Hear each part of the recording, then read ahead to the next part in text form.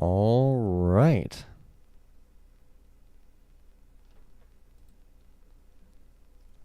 I look like I am live across everything right now. Let's see what Facebook's doing. Facebook is looking like it's chugging along just fine. YouTube is chugging along just fine. And Twitch appears to be chugging along just fine. Just a second here to verify that.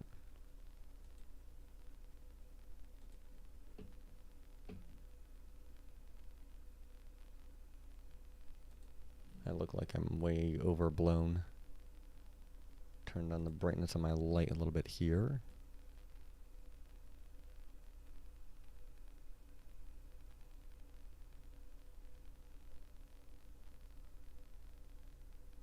Or do I need it to just adjust itself? I don't know.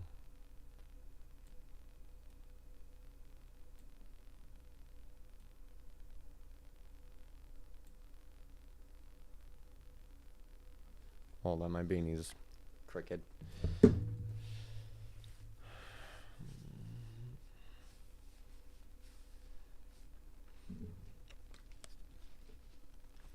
I'm not sure. That's weird because I don't remember messing with some of these controls for my light, and yet it's looked better in the past than what it is looking like right now. Unless...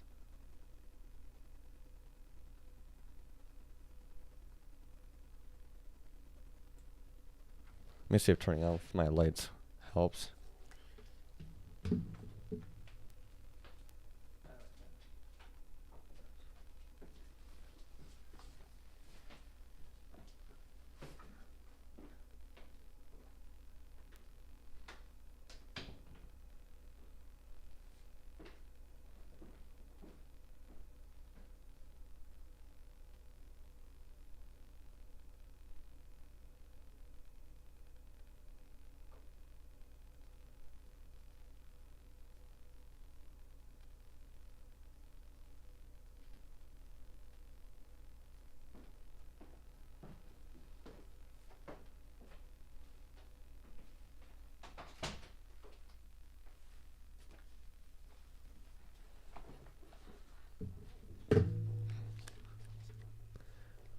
Okay, well, that seems to have helped a little bit.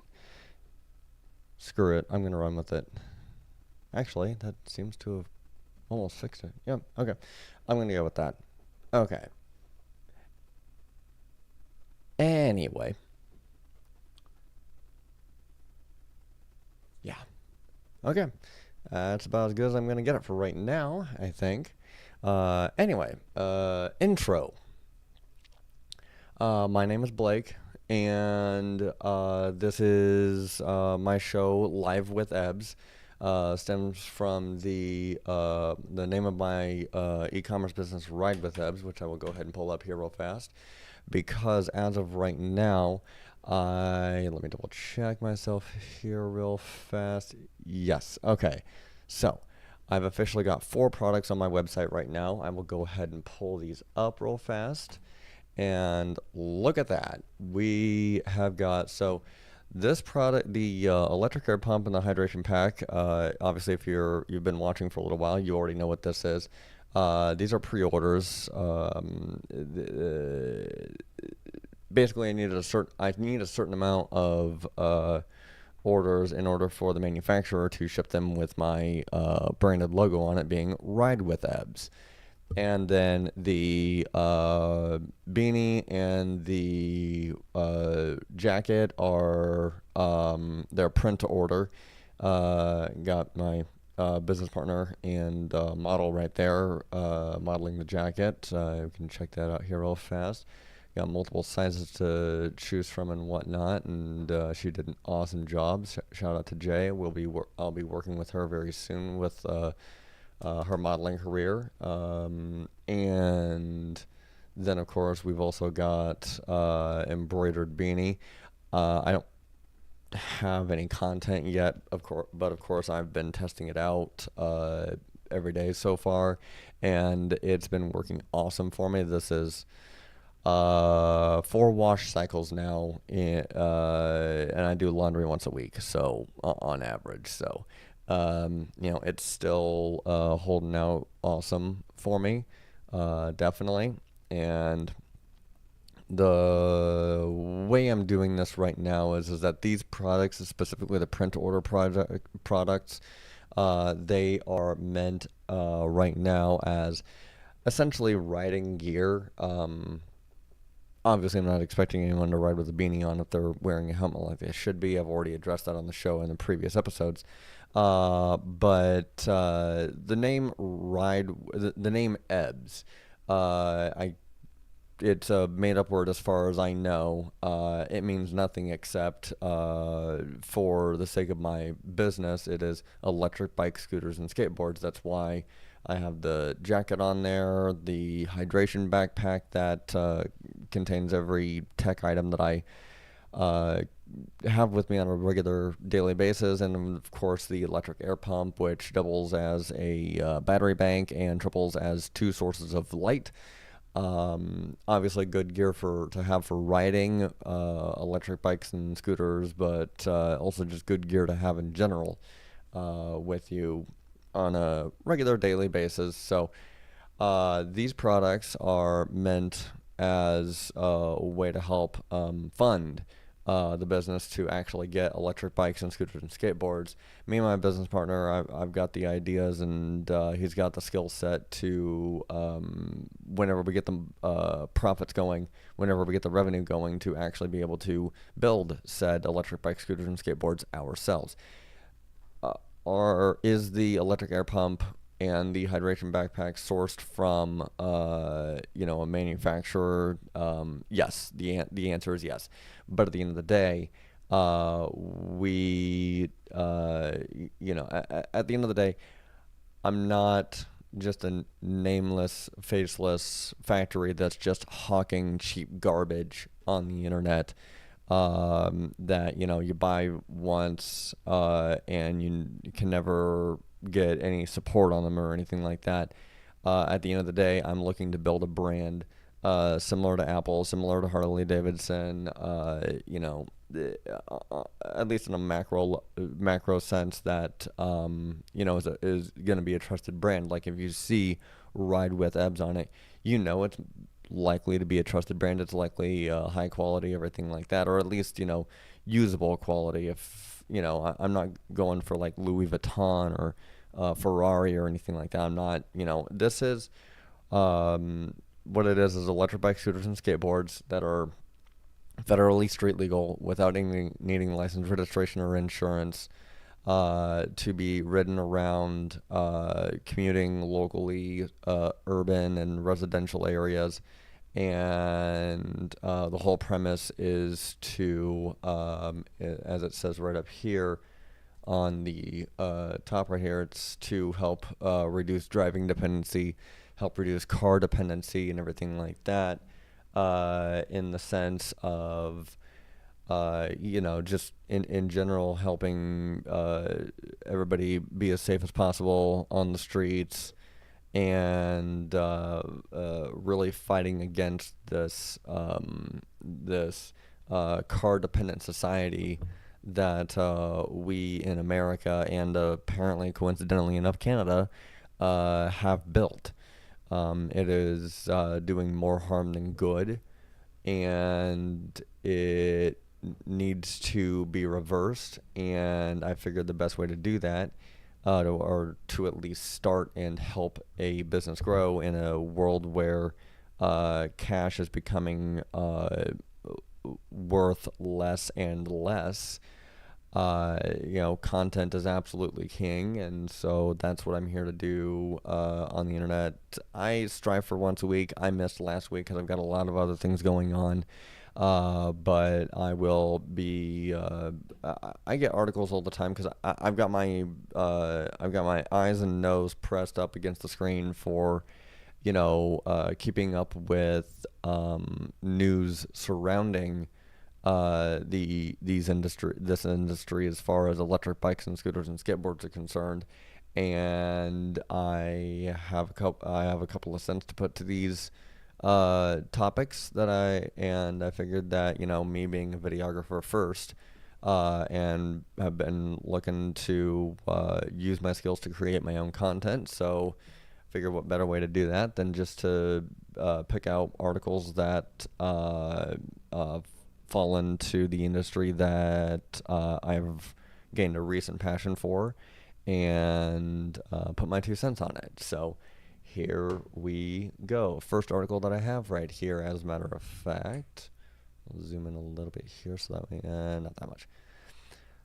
Okay, New Oregon laws impact bicycle passing, speeding, drunk bicycling, and more. Okay, let's see what we got here. Motorist encounter. A motorist encounters cyclists on Isaac Patterson Bridge and in Gold Beach under SB 895. Drivers may now safely pass cyclists and other slow-moving obstructions in a no passing zone. That sounds terrifying. That straight up sounds terrifying. It really does. The first day of the new year following a regular Oregon legislative session is always fun because that's typically when new laws go into effect. That's typically when new laws go into effect. In 2023, several notable transportation-related laws were passed and are now laws of the land. I'd been meaning to. In 2023, several notable transportation-related laws were passed and now are laws of the land. I've been meaning to round them up. Lo and behold, the Oregon Department of Transportation sent out a press release today with a handy summary. Okay. ODOT framed the new laws as important progress for road safety, and I agree with them. 3 of them in particular are safety regarding laws you should be aware of, and a 4th is more of a technical policy change that will have safety implications down the road. Okay. Below, via the ODOT press release for 4 noteworthy new laws now in effect in Oregon that will impact our streets.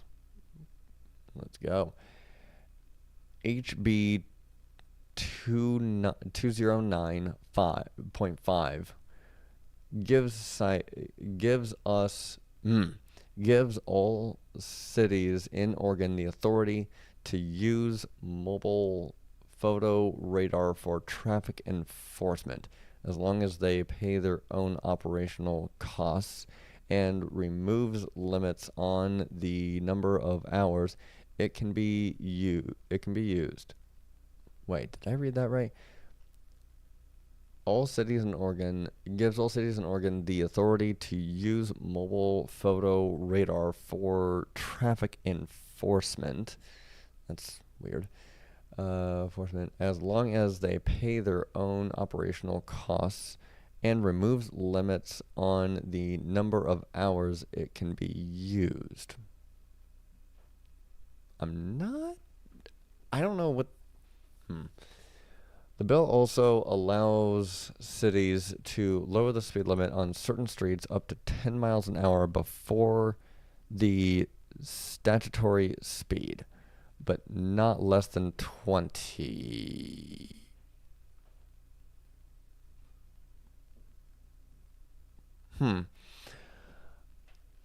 HB 2316. I'm not sure if I'm really understanding this correctly. So,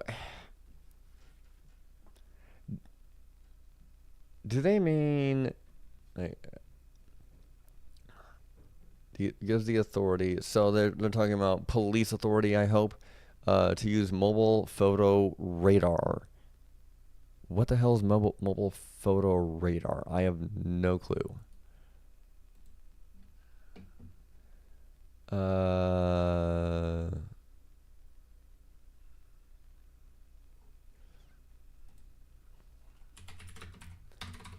I cannot type tonight apparently. What is mobile photo radar? With pictures. Let's see what we got here.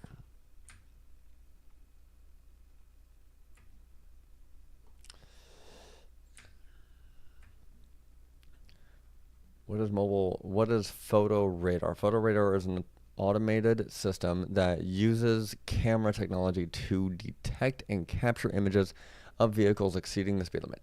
Okay.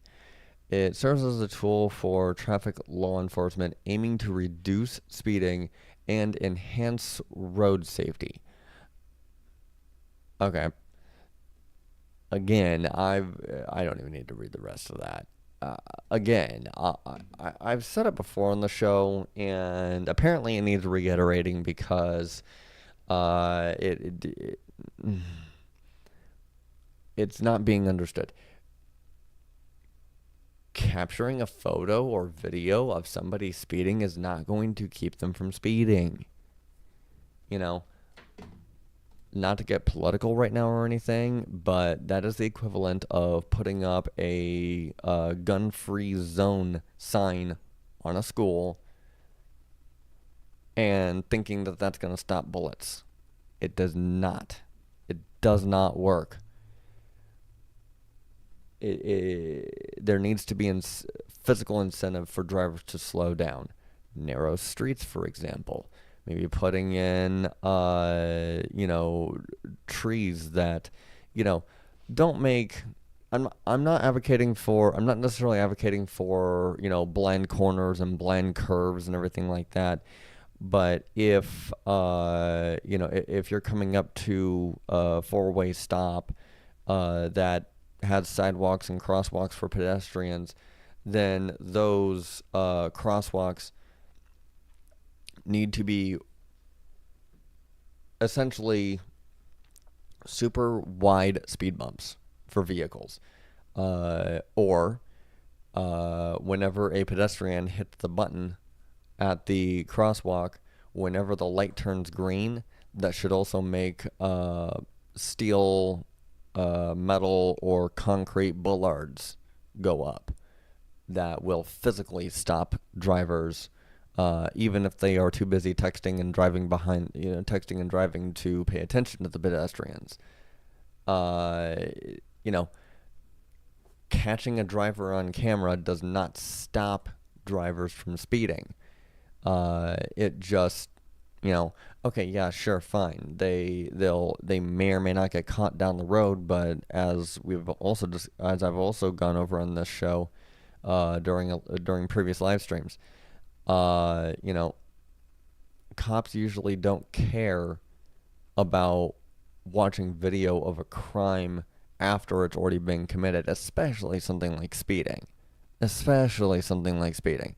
they don't even take GPS tracker data seriously, like real-time GPS tracker data seriously enough to say, okay, there's a bicycle that is in somebody's garage and the owner is claiming that I didn't, sell it to them, they stole it, or, whatever the case is like that, and the police is like, well, we can't see it, so we don't care. If that's the case, then why would cops care about video evidence of drivers speeding? Okay, fine. The automated system may give them a ticket or something like that. First of all, not every city has that. And second of all, the cities that do have it, I'm pretty sure are very minimal. Like it's not being used. It's not being used on every corner for every block or anything like that. It's very few. They're too few and far between. They're too few and far apart. There's not nearly enough of them. Am I in favor of mass surveillance technology? The answer is yes, on the giant asterisk of we need to make sure that it's actually for the people and not for the powers that be. Not just straight up for government use like they are over at China or something. We need to make sure that, first of all, those camera feeds are publicly available, at least for live viewing. And we also need to make sure that that recorded footage is as encrypted as what Apple's iCloud is, and that it's, how do I put this? Basically, we can have mass surveillance without getting into communism. We have the technology to have mass surveillance all the way around us, but for the sake of keeping everyone, for the sake of keeping everyone accountable, for the sake of keeping everyone open and honest and transparent, not necessarily for, being like, "Ooh, I got you doing this thing." It should be about the transparency. It should be about the honesty of it. Or if you do something stupid, then yeah, expect your ass to be plastered all over the internet, being like, with some sort of meme or caption on it or something like that, that really, gets people's attention, and hopefully you do receive, hopefully justice is served then. We have the technology to have mass surveillance, but it should not be the solution for terrible street infrastructure, for terrible infrastructure in general, for terrible commuting infrastructure. That job should be left to physical infrastructure actually incentivizing safer driving or safer commuting by any means. Driving, walking, cycling, whatever. So, yeah. The bill changes definitions and potential penalties for driving under the influence of intoxicants. Okay. An intoxicant now includes any substance or combination of substances that can cause mental and physical impairment. Previously, the definitions included only alcohol, cannabis, and I'm not even sure how to pronounce that one. Search on Google real fast. Let's see if we can... Oh. Okay, that works. And controlled substances. Some fines are reduced for people convicted of DUI while riding a bicycle. I mean, if you're riding a bicycle, I guess that the stereotype for that is that you have a DUI, or that you have your license suspended or whatever like that, so you're on a bike. If you're still drinking after you've ridden a bike, you've clearly not learned your lesson yet.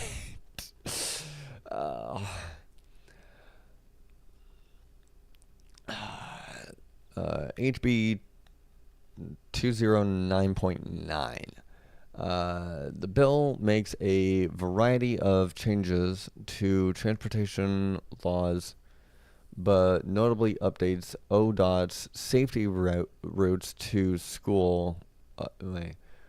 But notably updates ODOT's safety routes to school program. The bill increases the eligibility radius for safe routes to school projects from 1 mile to 2 miles, ensures projects serving high schools are equally considered with elementary middle schools, and allows greater flexibility in determining the grant match requirement for individual projects. I mean, okay. I mean, again, I still go back to, Band-Aid solutions for bullet wounds. If I'm reading this right, at least, the bill increases the eligibility radius of safe route schools, project from 1 mile to 2 mile. ODOT safety route equally consider with elementary and middle schools and allows greater flexibility in determining the grade. I'm really not sure what that is talking about. I'll be honest, I'm really not sure what that's talking about, but okay then.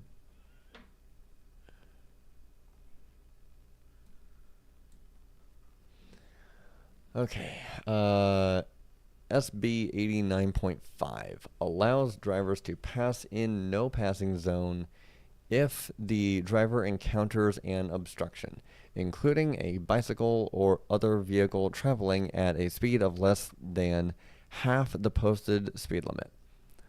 The driver must ensure there are no oncoming vehicles and stay at least 5 miles under the posted speed limit while passing.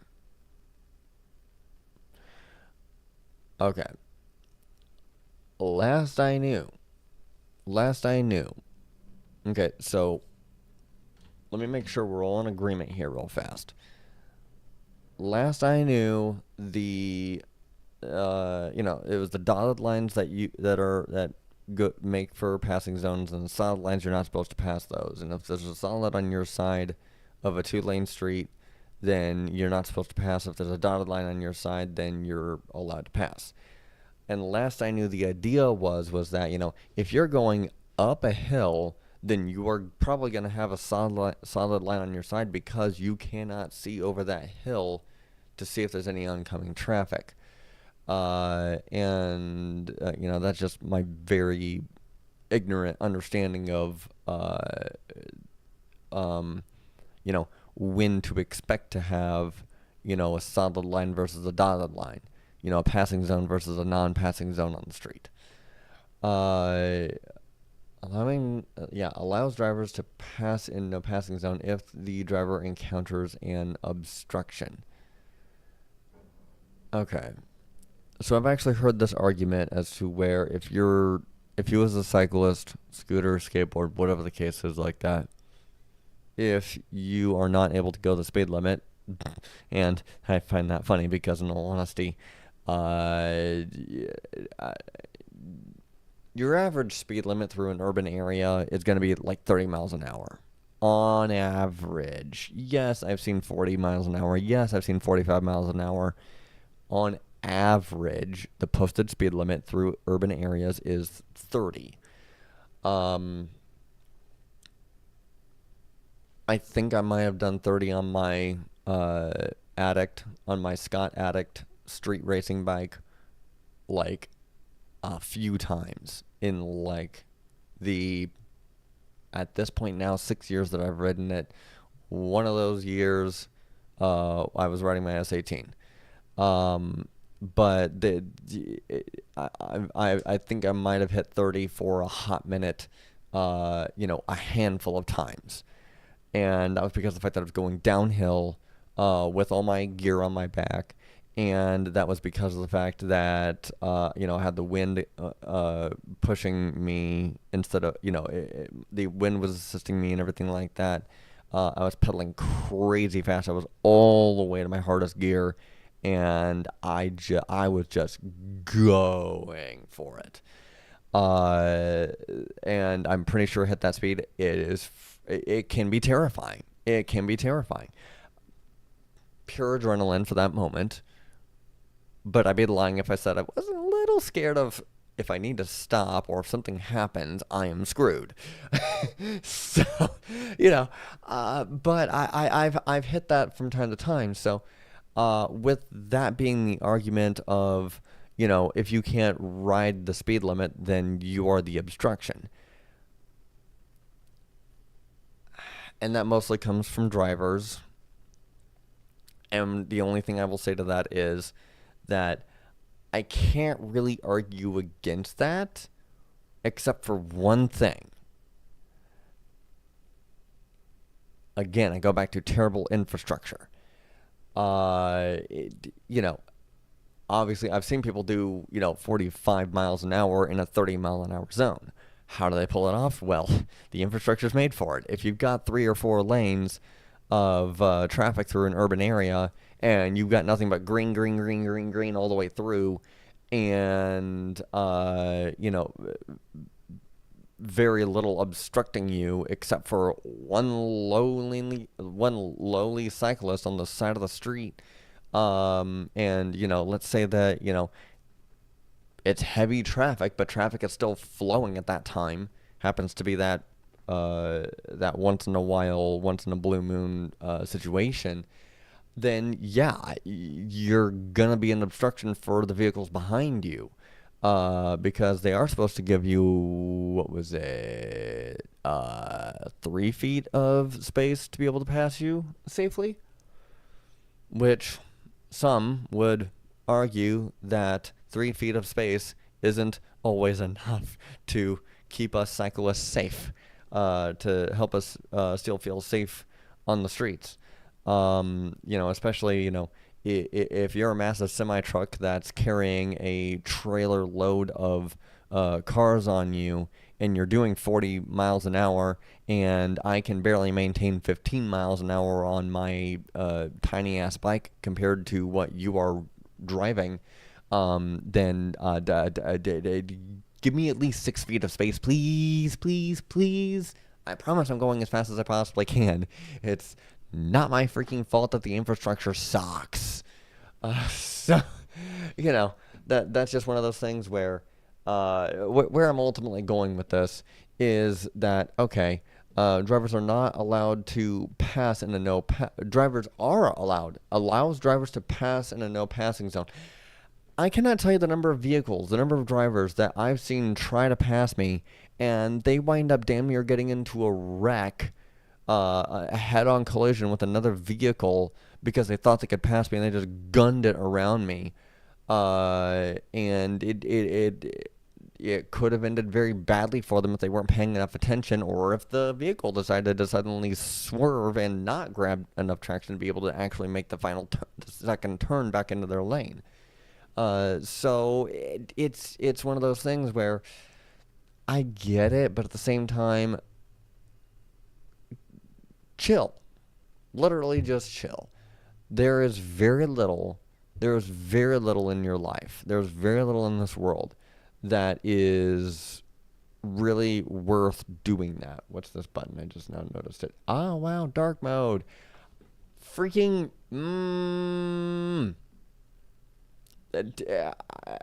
more websites need this.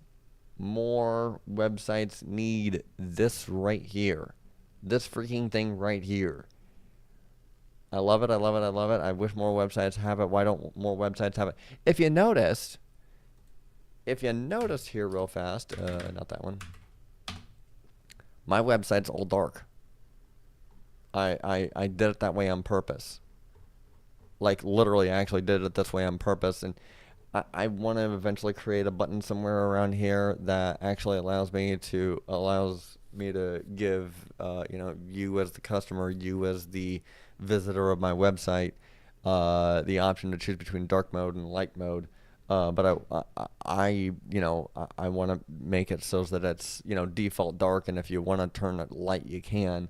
But I want to make it literally that easy. Watch, I'll show you again. One more time? Okay. Dark mode, everything. Oops. Anyway.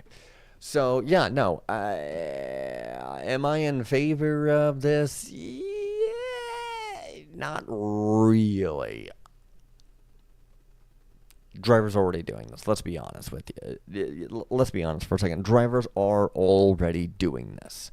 They are already passing cyclists in lanes that they realistically shouldn't, in ways that they realistically shouldn't, and in moments that they realistically shouldn't. They make it work, but at the end of the day, 9 times out of 10, there is no real reason. Are you really that late for your interview? If you're late to whatever meeting you're going to, or whatever the case is like that, Yeah, should have left earlier. I mean, or taken a different route or something. I mean, it's the same thing as to me, it's the same. It's very similar, at least, to hey, if whenever I'm driving my girlfriend's Corolla, if we're going to like Indy or something like that, which we went to Indy last weekend. Part of the reason why I didn't do a live stream last weekend. But if we, whenever we go down to Indy and actually get down into Indy, which I I don't take my bike because she doesn't have a bike to ride, and it's a tiny ass car, so we're probably not gonna take any sort of other mode of transportation down with us anytime soon. But whenever we do go for a ride down to Indy or over to Chicago or whatever the case is like that, uh, the car's got adaptive cruise control. I primarily use adaptive cruise control when I'm in urban areas. And that's just because of the fact that I'm fascinated by the technology. It doesn't mean I'm falling asleep behind the wheel. I want to specify that. I'm not falling asleep behind the wheel. I'm not doing, you know, for a moment, like if I need to like do something with my phone or whatever like that, I can do that for that moment without having to pull over, and the car's gonna be fine. If it's something quick, I'm not gonna do some research on a topic like this behind the wheel whenever the car's in motion. But like, if I need to send a quick message or something like that, I'll go ahead and just do that real fast. Um, because in all honesty, I can just tell my phone to do it, but it's a Samsung, so Google doesn't really work that way. Bixby does, but I don't want to use it, and it's just a whole thing. But in the context of, I let the car drive itself for the most part because of the fact that I'm fascinated by the technology, which means that I'm actually setting the adaptive cruise control usually to like the actual speed limit. And if I get a driver behind me that is riding on my ass, I will turn, and if they ride my ass for long enough, I will actually turn off adaptive cruise control and just let the car coast, just to piss off the people behind me and let them know that, hey, I see you behind me, get off, or go around me or something like that. There's been a few times that this actually worked, but for the most part, that they actually went around me. But for the most part, it pisses them off. And if you get stuck behind me, unless I've got something that I'm just in go mode, I'm usually letting the car drive itself, as much as it will and as much as I want it to, and just know that it's not because of the fact that I'm lazy. It's because I'm just fascinated by watching the car drive itself. I just am. It's the technology of it. I'm not a car guy. I'm a tech. So can you blame me for that? Does the car have a lot of pep to it? It has more pep to it than your standard Corolla because it's actually a hybrid. In the sense that if I got behind a semi truck at 70 miles an hour, then I actually, whenever we test drove the car, I actually saw the RPM go zero out. I'm like, what? Hey, I'm not complaining. That's freaking awesome. But yeah, I will literally just sit there and watch the car drive itself, and I find it fascinating. And I'm still paying attention because it still sometimes gets confused. Sometimes it even straight up quit on me or something like that, in which case I'm right there ready to take the wheel at any given second. So it's not like, I'm falling asleep behind the wheel. I'm not being lazy about it. It's just the efficiency of it. And I'm just also fascinated to see how it works. I will let the wheel go whenever I see a curve come up, and I'll let the wheel go, and I'll be fascinated. Oh my God, it's turning by itself.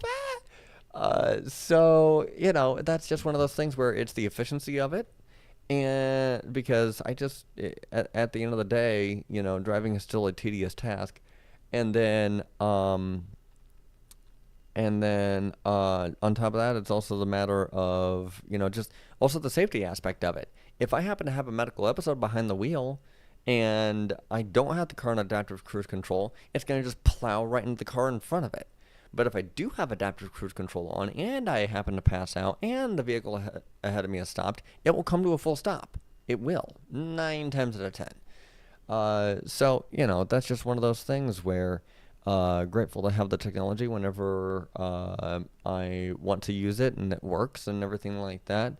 And, it's also one of those things where hopefully I don't have to use it for emergency purposes, but if I do have to, then I'm glad to have it. So, but this whole thing, it's kind of pointless. If I'm really thinking about it, it's really kind of pointless. Like, I, mm, I don't know. I really like the bicycling under the influence law changes. Yes. Whenever the legislator recognizes the vast difference between cars and bicycles in terms of their respective ability to do harm to others, it's a win for everyone. Yes, absolutely. A similar line of thinking applied to the fight to change the stop sign law for cyclists, aka Idaho Stop. I'm not actually familiar with that one. Allows bicyclists to treat a stop sign. Oh, that! I thought that was in New York. Okay. Basically, yeah, it allows cyclists to treat stop signs as yield signs instead. I'm actually in favor of that. And here's why. It's less wear and tear on the derailleur of a bike, and the derailleur of a bike is usually one of the most expensive parts on a bike to change. And also just, again, if infrastructure was made right, stop signs and red lights would not have a need to exist. People would just be able to walk and bike and ride a scooter or a skateboard or whatever the case is like that, without having to start, stop, start, stop, start. It's so pointless. If you have reasonable infrastructure, it's so pointless. Since bicycle riders have such a different vehicle and operational context, the thinking went, why would they be required to do the same behavior as a car at a stop sign? Very true. Very true. Absolutely. As for the safe passing law, I really hope ODOT makes a concreted effort to change the community, to educate the community, policy, the public, the media, about it. While I think the changes to the law are excellent news, I worry that it will be something hardly anyone understands or knows about. Yeah, I could see that. I could see that because at the end of the day, at the end of the day, it's very similar to the Idaho Stop thing, or what was it? Oh God, what state was it that just recently passed motorcyclists from the law that kept motorcyclists from lane splitting?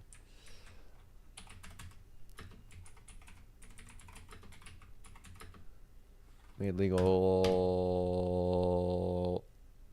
It was more recent than that, but okay, fine, I'll take it still. California motorcycle lane splitting laws. Lane splitting legal 2023. While lane splitting may seem like a time-saving maneuver, It is important to note that it is currently illegal in this. Okay, fine. Lane splitting legal 2023. Is lane splitting what?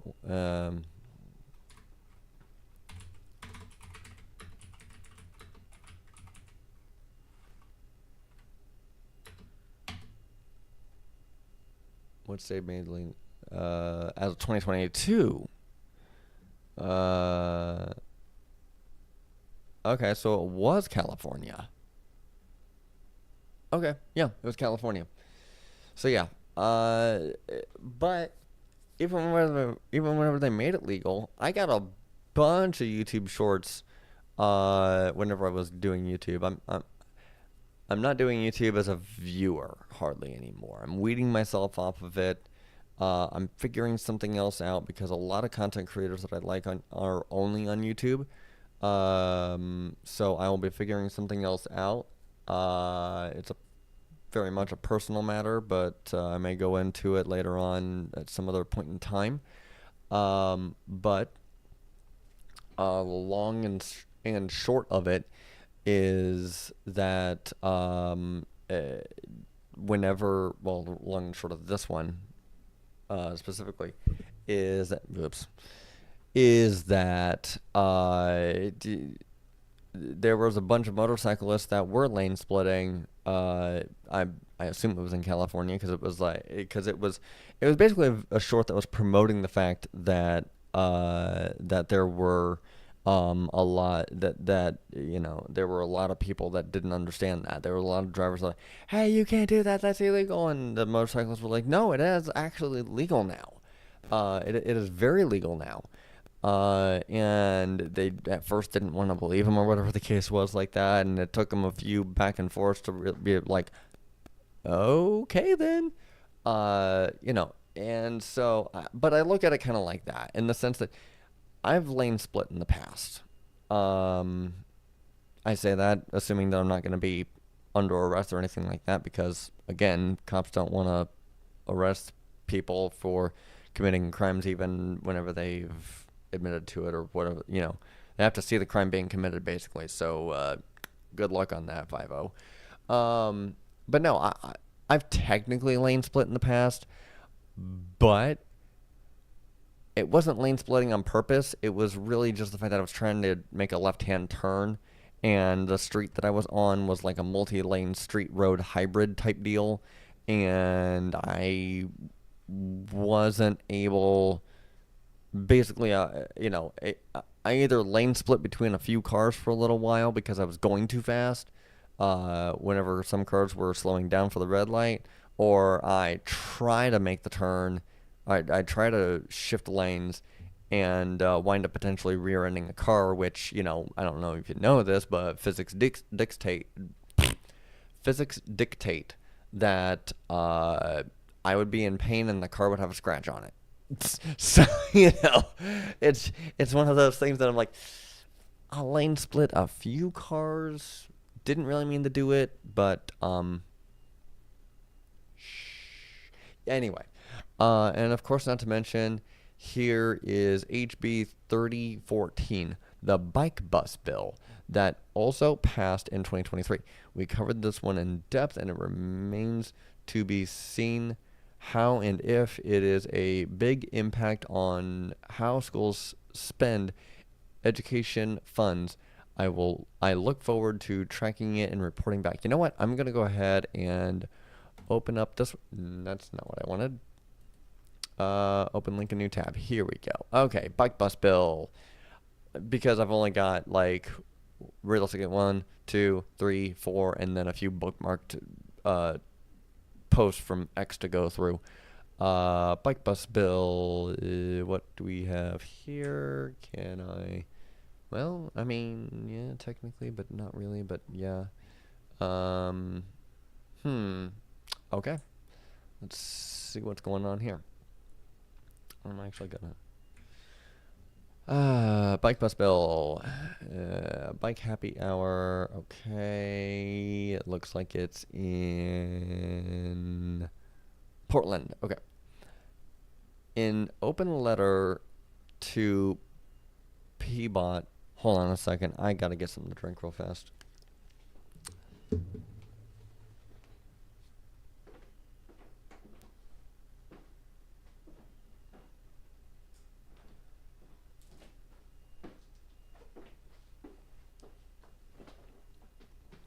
I've been sipping on this thing since I got home, and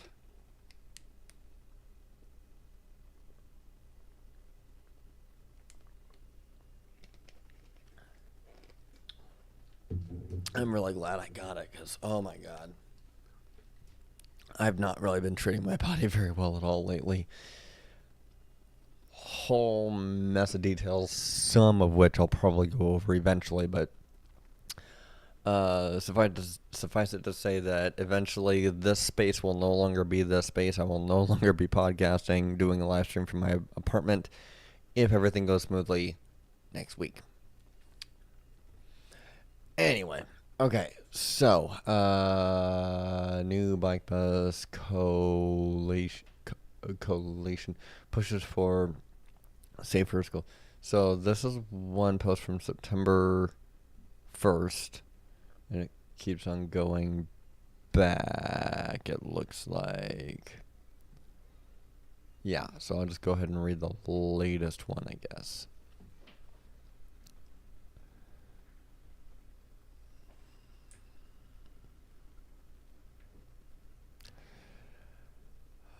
Fresh off a year of remarkable growth, local bike bus advocates have wasted no time leading their corpse into the new year. The famous Alameda bike bus was bursting with bicyclists on Wednesday, the official first day of classes to Portland Public Schools PPS district. Okay.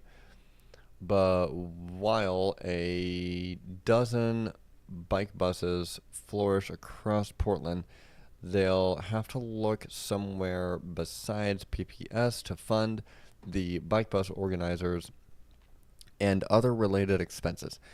That's because despite passage of a new state law that allows schools to reimburse for active transportation expenses like bus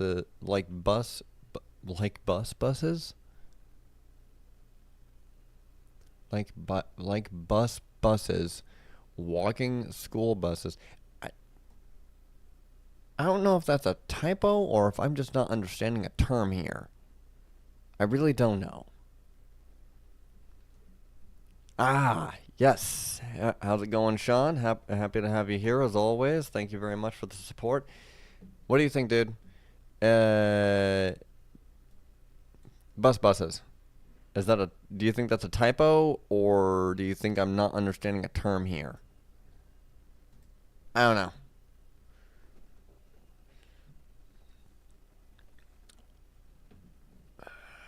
Walking school buses. Typo? Yeah, because everything else is saying bike buses. Like, this is what this whole thing is about. For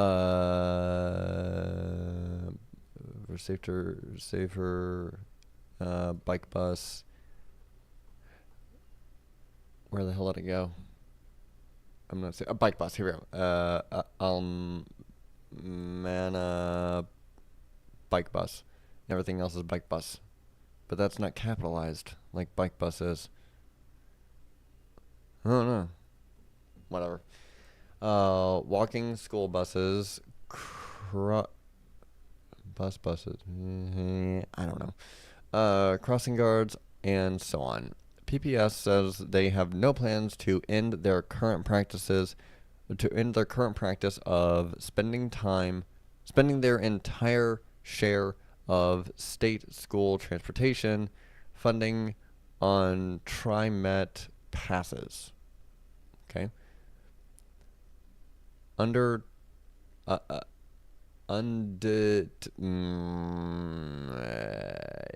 growing coalition of bike bus advocates have taken their efforts directly to Portland City Hall and the Transportation Bureau. I mean,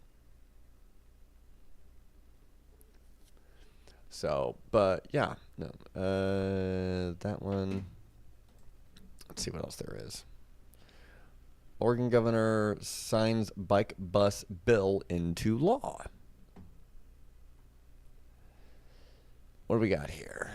On Monday, Oregon Governor Tina, okay, known around, let me see, okay, known around here as the bike bus bill. This piece of legislation gives schools more flexibility in how they spend their state transportation funds and opens up the list of eligible expenses beyond traditional yellow school buses. Awesome. Once the bill goes into effect next year, the schools will be able to apply for reimbursements from the Oregon Department of Education for activities like walking school buses. Walking school. What? Like walking school buses, crossing a. So basically, just a group of people that walk to school. I hope that's what that is because anything else sounds really stupid. Okay. That would just be the buddy system, pedestrian style. Wouldn't it be? I mean, oh my god. If you're going to brand something, at least, yeah, I know, but walking school bus does sound stupid. I mean, if you're gonna title something, if you're gonna brand something, at least get some money out of it and make it something that you could sell. I mean, come on. Uh, Currently, schools only rely on. No, where am I here? Okay. No, where the hell did I get? Where? What? Bike buses. Currently, schools could only rely on, once the bill goes into effect, school buses, walking school buses. Okay, crossing guards and our favorite bike buses. Currently, schools only rely. That was weird. Whatever. Currently, schools only rely on parent volunteers or unpaid staff members to organize, promote, or lead a bike bus. Okay, that sounds reasonable-ish. With the new law, they'll be able to pay staff to do those things as long as they submit a plan to depart. Okay, I see what they're doing here. Okay.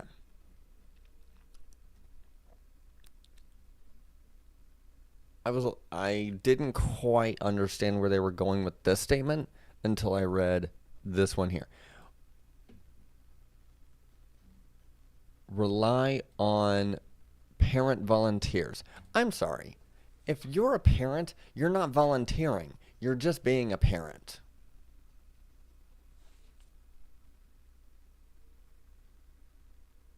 Part of being a parent is to make sure that your school gets to your kid on time, that your kid gets to school on time. Asterisk, you're the parent. By definition, that makes you the teacher. Fight me on it. Do parents really not have the time to at least make sure their kid gets to the goddamn school? Really?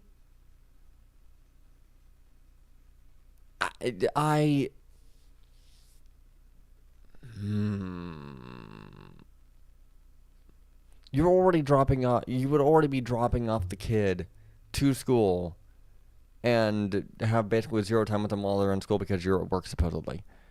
Why would you, as the parent, not just at least make sure that your kid gets to school?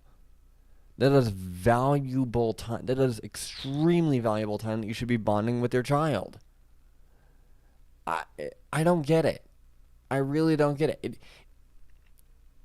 You get hired into a job and you tell your boss, "Hey, my kid goes to school at this time, so can my schedule please be this, so that way I can at least make sure that my kid gets to school on time, and I'll be into work right after." If you can't even manage that, really? Yeah, you actually have to be considered a parent volunteer and get paid to be a parent. I I have a serious problem with that. I'm not even a parent yet, and yet I understand. And yet, I understand better than what most parents do that being a parent is multiple full time jobs stuck together. But if parents are constantly pawning the responsibility of being the teacher off on the schools, because, oh, I've got to work to provide for my family. You didn't have some assets set up before you got pregnant, before you had the kid? Really? I Yeah, I have a huge problem with that. That goes beyond what my business is really about. But yeah, so yeah, that's kind of not that great. It's worded to sound like it's a really good accomplishment. It's an accomplishment that shouldn't have to happen. It's a significant achievement that this bill passed, even yeah, given that the school bus funding has been something of a sacred cow for many years. Yeah, I could see that. I could see that because, I mean, hell, that's what they've been trying to push for this many years is, more funding for schools is that way, the parents can have less time with the kids. Tell me I'm wrong. You tell me I'm wrong, I'm going to point you to this article.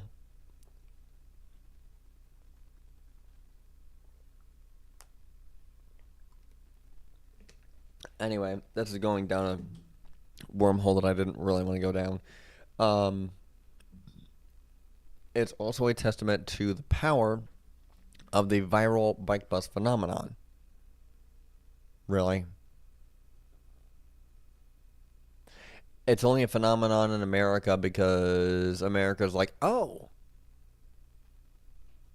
bike. I can use bike to get from point A to point B. I don't need a car. Oh my god. Come with me. This should not be a phenomenon, people. It's a bike. They were more popular than what a car was before a car was even in existence. This is not a phenomenon. This is going forward to go backwards, which I know sounds contradictory until you actually freaking do it. I thought I was a failure in life for a while because of the fact that I couldn't keep a car going for very long. Turns out I'm not enough of a car guy to care about a car enough to actually have a nice car. I say that, and God, I've driven my girlfriend's car I don't even know how many times, but she still is the primary driver, don't get me wrong. Just that lately I've been driving it more often because of the fact that I'm helping somebody out, and it's been a whole thing, and yeah. But at the end of the day, I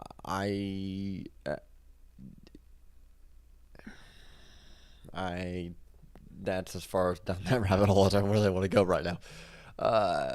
Sort of right here in Portland, and the lead sponsor of this bill, okay. The tremendous popularity of the bill was also notable on its 4-month journey through committees and the House and Senate chambers. It garnered only one no vote, and in a supremely polarized legislative body, HB 3014 had three Republicans who joined with 22 Democrats as bill sponsors. Huge congratulations to all the advocates and elected officials who worked to make this bill a reality. I can't wait to report on the people and programs this funding is used for. We've covered this bill at length in all sessions, so if you want to if you want to learn more about it, I strongly encourage you to browse the past coverage. Okay. I mean, yeah, this is. I mean, I get it, and one thing I will say is that, like I said, cycling should not be a phenomenon that Americans are like, oh, it shouldn't be. The fact that it is just proves how the major auto manufacturers have America by the balls, and now we have to jump in 2-ton tanks just to go down the street and around the corner and grab a half-gallon of milk. It's freaking ridiculous, and it's one of the things that I'm looking to help curb with my business. So it's don't get me wrong. Uh, Getting legislation, getting laws passed to help cyclists out. That's really ultimately what it's about, is helping cyclists out. At the end of the day, though, we've got so many laws that are for such stupid things that don't really do anybody any good to have written as a law. The share the road law, for example. I would argue the share the road law is one of the more subtle dumb laws that we have. Like, really, we really need to tell drivers, hey, by the way, there's going to be a lot of other different types of people on the road that are getting around in a bunch of different ways as opposed to driving. So, be kind to them. Don't run them over. Don't pass them with inches to spare, doing 60 miles an hour whenever they're barely maintaining 15 miles an hour or whatever the case is. The fact that we have to have laws that specify, hey, don't do this, it really? But at the end of the day, at the end of the day, I still take the stance of, as worthless as worthless as what the dollar is, it still has more political power, more real world power than any sort of check on any sort of ballot ever will, or has in the past. Vote with your dollar. Buy a bike, buy a scooter, buy an electric skateboard, whatever the case is like that, and make that how you get around town. If enough people do that, then we're going to see a lot more lawmakers be like, hey, let's actually go ahead and make streets for people instead of cars, instead of drivers. I really believe that. Is it an impossible feat? I don't think so. I don't think it's impossible. No, there was a lot of people that thought that that creating Walt Disney creating Disney World Resort in Florida was going to be impossible whenever he bought swampland for basically pennies on the dollar and turned it into arguably one of the most successful businesses and brands that we've come to know today. Everybody thought that Netflix was insane for thinking that you could make any sort of money, streaming full movies and shows online for a few bucks a month at the time. and they're still thriving today in a lot of ways. Or even more recently than that, everybody thinks that Elon Musk was insane and a failure, even though he's managed to do the impossible. He managed to build an electric car company, rather a robotics company that sells currently electric cars that are attractive to the masses and arguably affordable, um, and shoot it into outer space on a reusable rocket. The man's done the impossible left and right. So, is it possible to turn the tide for better infrastructure if enough people decide that they are going to jump onto electric bikes and scooters and skateboards? The answer is yes. What will that take? I'll let you know when I get there. So, trust me, it's not been easy. I've been in this game for a while now, and well, here I am.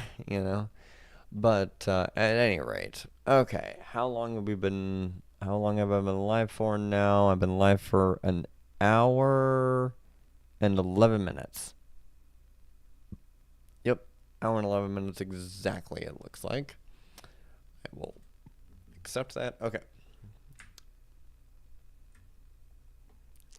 5 e-bike trends.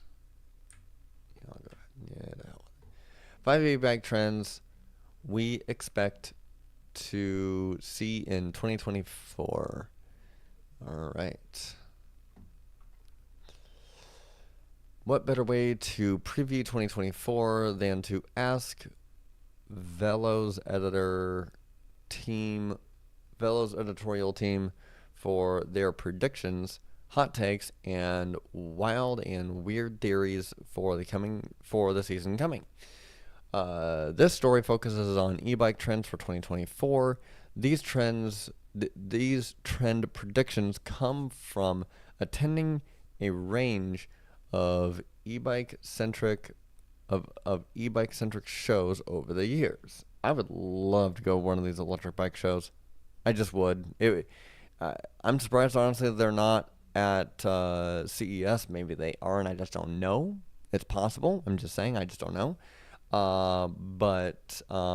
Yeah, if they show up, if I go to CES, I will absolutely be covering these 100%. The story focuses on e-bike trends from 2024. These predictions come from attending a range of e-bike centric shows. There we were able to talk with industry members, devout e-bike fans, and curious people looking to purchase their first e-bike.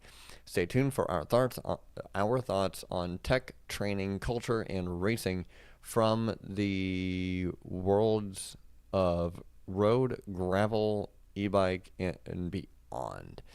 All right. Cargo bikes rule the roost. I am not surprised. Double check something here real fast. Okay, yeah.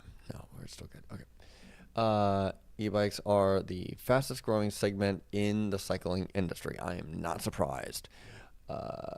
So, what's the fastest growing segment of e-bikes? Based on what people take on test rides, cargo bikes will likely be the most popular choice for 2024. Again, not surprised. There are already a slew of e-cargo bikes out there today. Legacy bike manufacturers like Trek, Specialized, and Cannondale have released their own cargo bikes. Newer brands in the bike space like Flyer and Rad Power bikes have come into offer more modestly priced options as well. I predict we'll see even more e-cargo bikes as the road in 2024 on the road in 2024, particularly the lower cost options mentioned above. These bikes won't be ridden by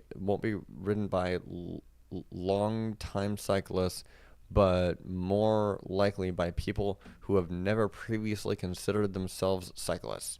The number of people hoping to hop on a cargo bike from Turn and Reese and Muller at Electrify Expo has an indication they'll be they'll be chomping at the bit.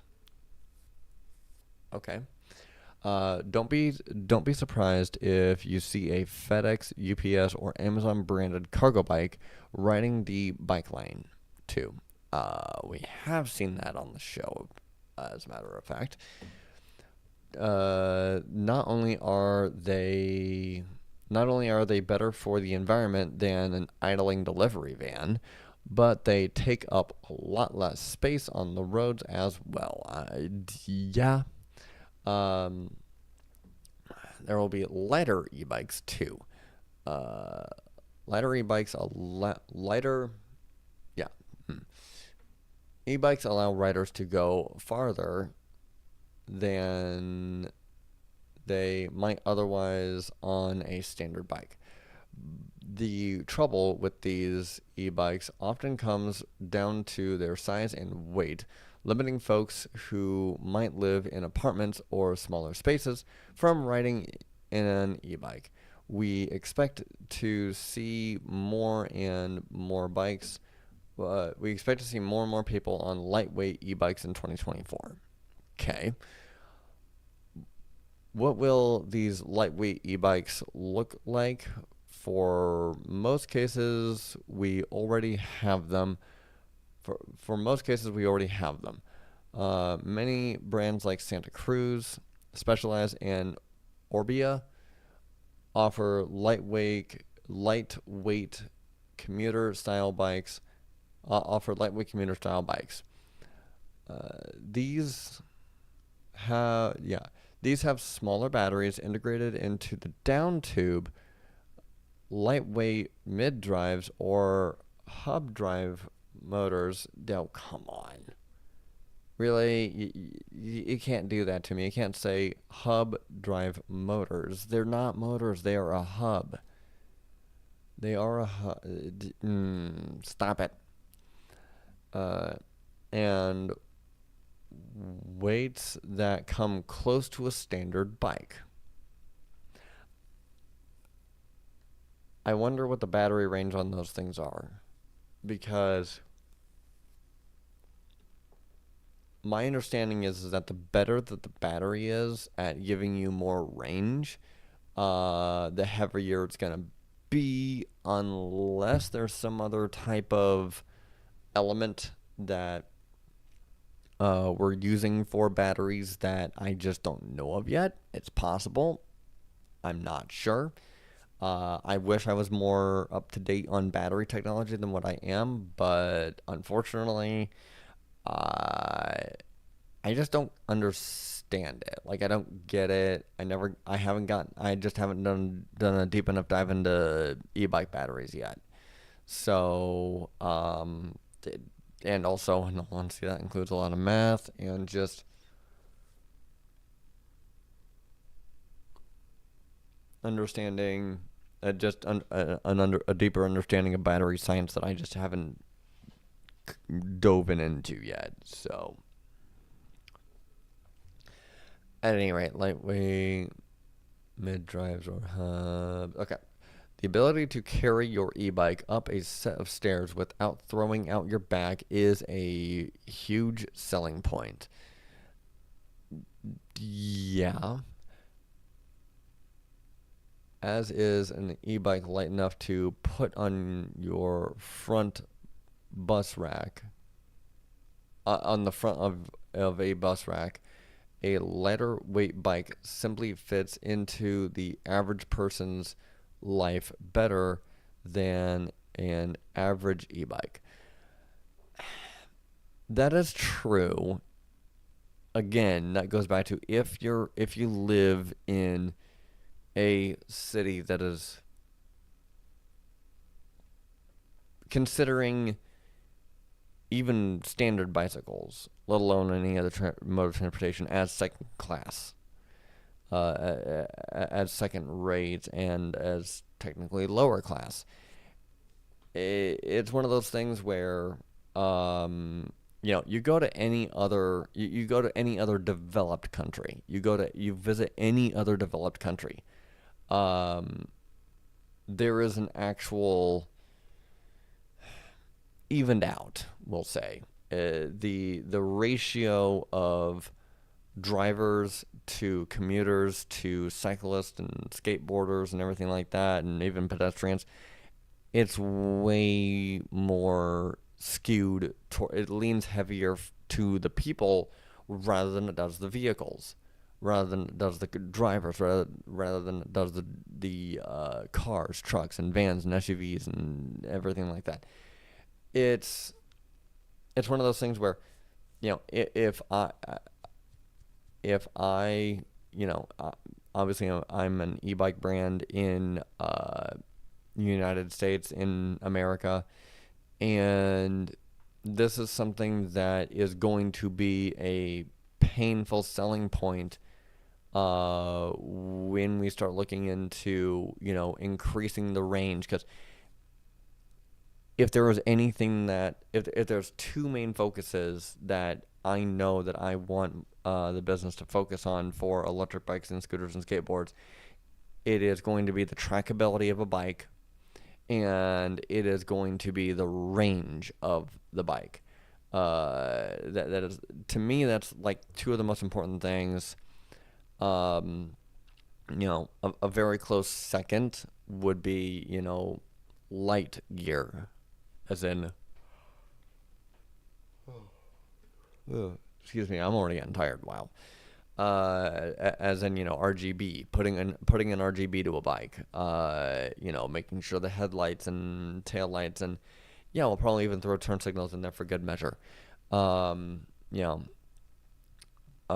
Making sure that that just the idea of being safe and being secure and everything like that, but then at the same time making sure that, oh well, all that gear that you have on you to keep you protected and keep you safe doesn't just weigh you down and make you feel bulky and make you feel like, oh well, I have to put on this super ultra mega helmet or whatever like that, or all these pads that make it so hard to maneuver or whatever the case is like that. As a brand in this space, weight is going to be an issue. It just is. It's not like with smartphones or something like that where you can hold a phone in your hand that has a terabyte of internal storage, and okay, yeah, sure, it's going to be a little bit, going to have more weight to it in your hand than what a budget phone that only has 64 gigs of storage, of internal storage would. But that's just the nature of having that much more storage in not that much larger of a package. Uh, the biggest turnoff for electric bikes once you get past range anxiety is really just, can you put it in your car if you fold the seats down and want to take a road trip with it to another state to ride around for a little bit? Or would it be too bulky? Or hold on a second.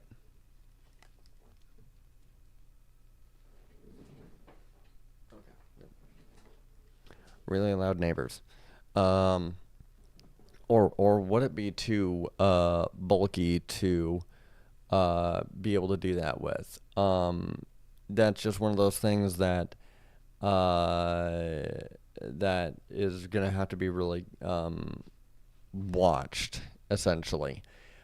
but I also want to make sure that all the bikes and scooters and skateboards, that all the products, that they give enough range as to where range anxiety just isn't a thing. And part of that has to do with the range of the batteries, 100% down to zero, or, or also having a network of infrastructure of charging stations, or even just being able to have battery swap stations. Things like this have been tried in the past. Some of them are still going. Some of them have failed. Don't ask me what the ratio on that is. I'm not 100% sure. But it's something that these are things that I've got going on in my head for long term, and see how these could possibly work out. But weight, it's not really that big of an issue to me, because to me, if my brand can get enough people onto electric bikes and scooters and skateboards, weight's not really going to be an issue, because everything else, or at least a lot of other things, would adapt to these products. You know,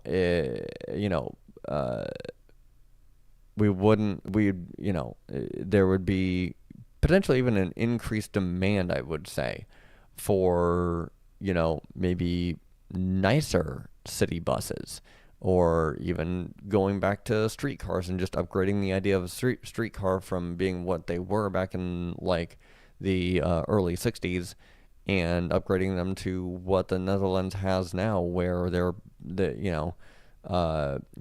come rain or shine, they're going to be coming for you every few minutes.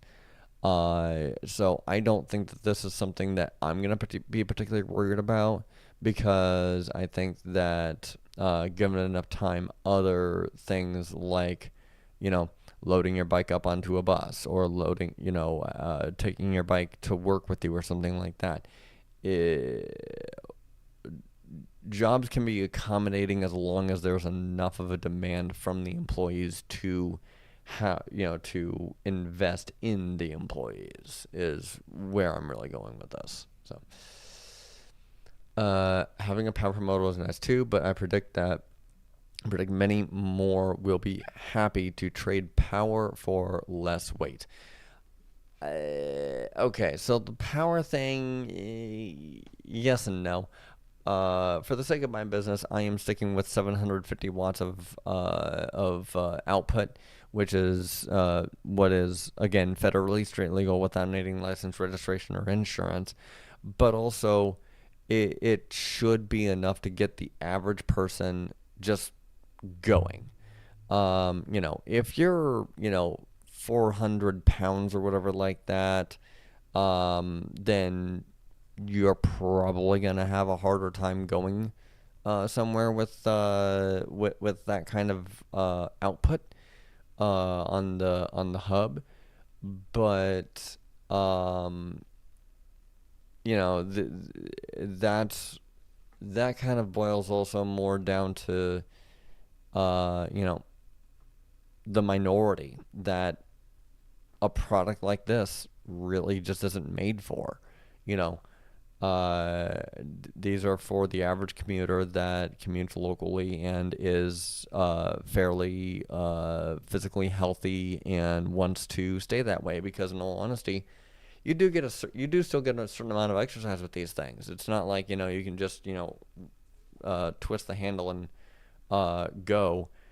Sometimes with the S18, there were still times to where I wanted to help out the bike, and I did, and I started pedaling to help it out over the hill.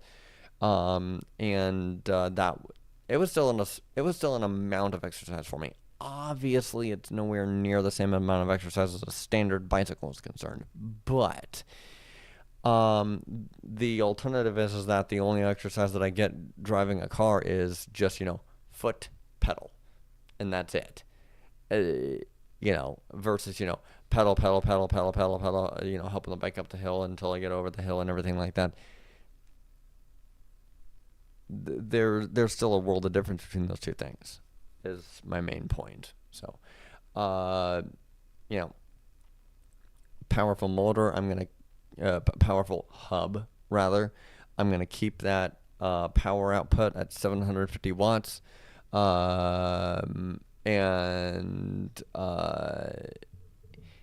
if we happen to find a technology that allows us to maintain 750 watts while dropping weight, then awesome.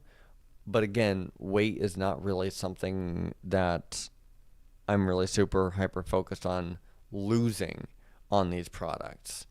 I'm also not looking to have extra super heavy bikes either. I mean,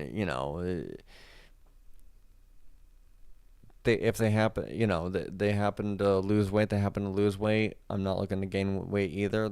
I think the weight of most electric bikes is fine, to be expected, or whatever the case is like that. Honestly, there's a point to be made of bikes that are e-bikes that would be too lightweight. You wouldn't want to pick up a $4,000 or $5,000 electric bike, and you can just lift it up like it's a 5 pound bike or anything like that. That would be super sketchy. That wouldn't really feel robust. So e-bikes aren't just for people who call them cyclists. They're for hobbyists now too. I could see that. There was a time when e-bikes were for tinkerers, engineers bored with their boring standard bikes, and diehards looking to ditch their cars.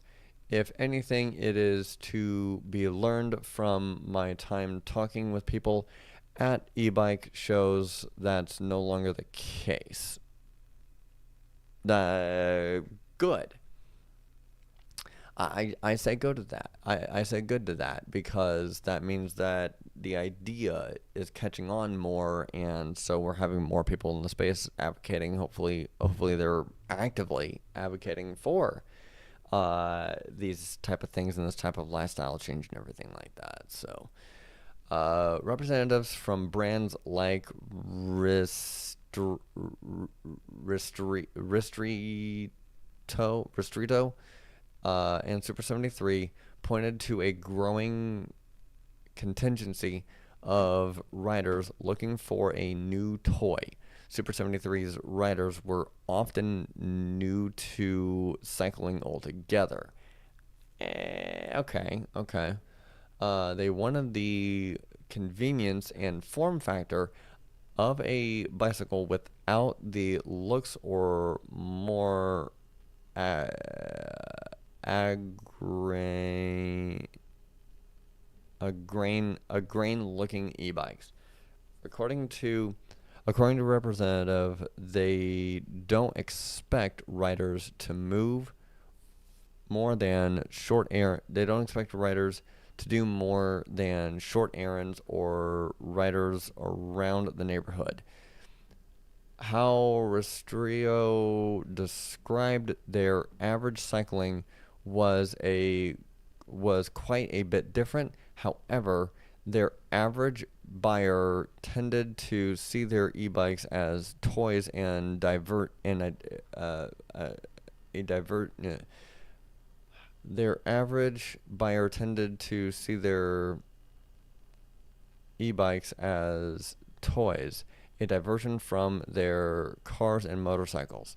These bikes were nicer than traditional mopeds, but far faster than any other bicycle, and faster than most e-bikes on display too.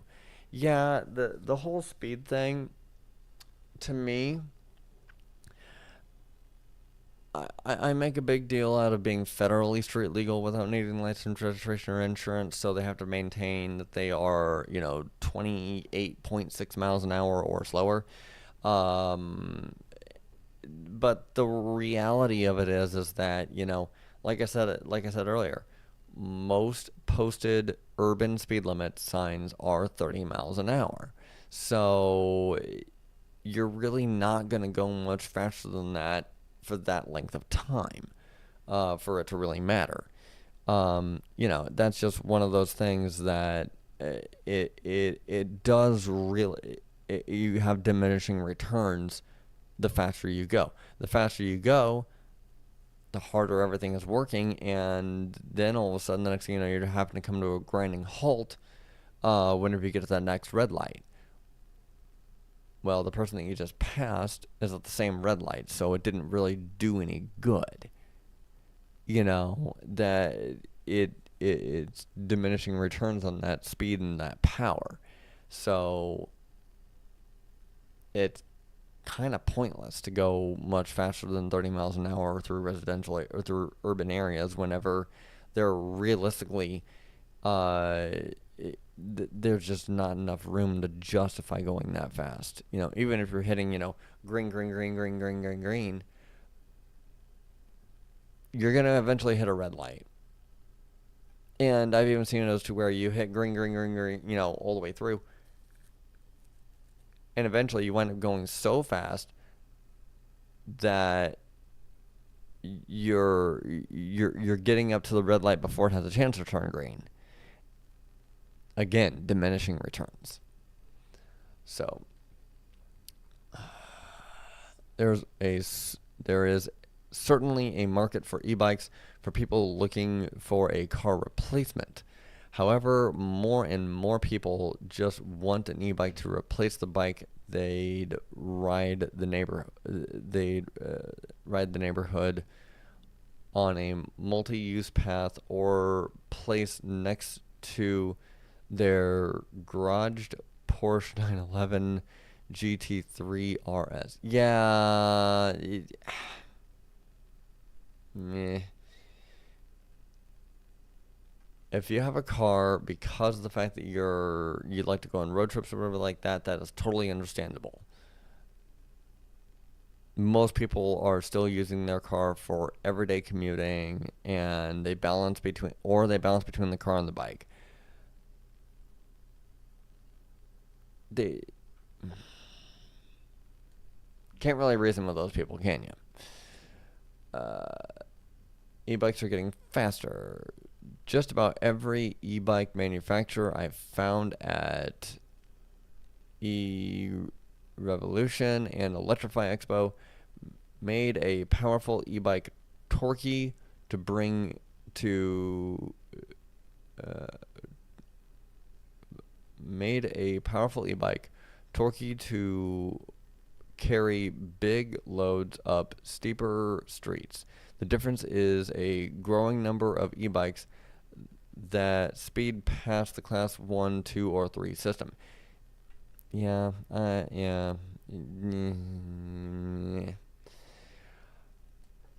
One of the most damning things I heard was a brand representative bragging about their bike can go up to 50 miles an hour or 80 kilometers an hour, but can ride on a bike path at 20 miles an hour, 32 kilometers an hour, at the push of a button. Upon asking, other brands revealed that their bikes could also go faster outside the test loop with a simple software unlock. Yeah.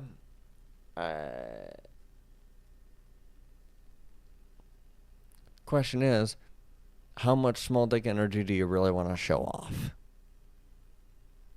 Because the faster you go, the more small dick energy you have.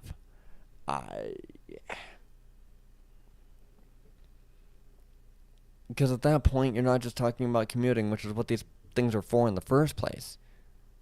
You're just talking about showing off. It's okay, cool, I guess.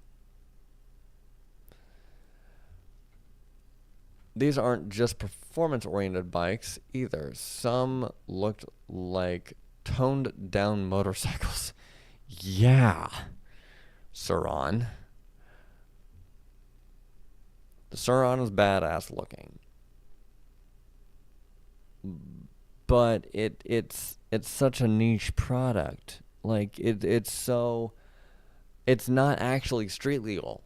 It is an electric dirt bike. That thing is made to go off-roading in the mountains or something like that. It's not made for urban commuting. It's made for hobbyists. These aren't as performance, but some of them simply felt more powerful than the 750 watt 1 horsepower. I'm not sure if they can really convert wattage to horsepower like that. I guess if you're just going off of the feel of it, then okay, fine. Limit that the US CPSC, Consumer Product Safety Commission, mandates for products to be considered e-bikes, regardless of where you stand as to what constitutes an e-bike. Expect to see more options for bikes that blur the line between them and dedicated mopeds. Yeah, just I personally have no interest in getting onto an e-bike that can go 60 miles an hour.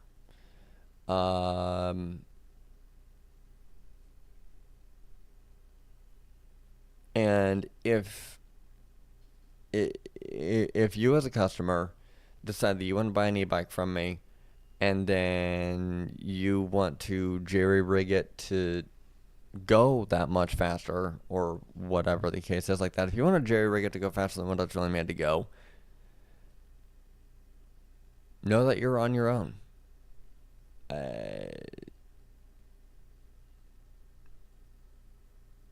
You bought a product that is going to be marketed as an urban commuter for safety and efficiency. If you wind up damaging it or hurting yourself in the process of trying to make it go faster just to be able to boast about the fact that you can, have fun, I guess. Bike retailers report that the CPSC will consider regulating e-bikes to some degree. I don't think it's not theirs to regulate. It's manufacturers and the customers. You know, there's a lot of people that get an Android phone because they are a tech, they're a tinkerer and everything like that. They don't want to be caught into Apple's ecosystem of proprietary technology, and I'm one of them. I understand what I give up. I give up the immediate, instant, out-the-box security that Apple iPhones provide right out of the box, but that doesn't mean I can't find other services or other means of which to use my phone that are just as secure as what Apple is, without necessarily cutting myself off from the rest of the world. I don't really like the fact that Apple is such a proprietary technology that Siri won't even read or send a Telegram message because it's not iMessage. Google usually will, and I again usually have no problem with that because it's open source, because of the fact that it's they play nicer with other brands, they play nicer with other pieces of software and whatnot. So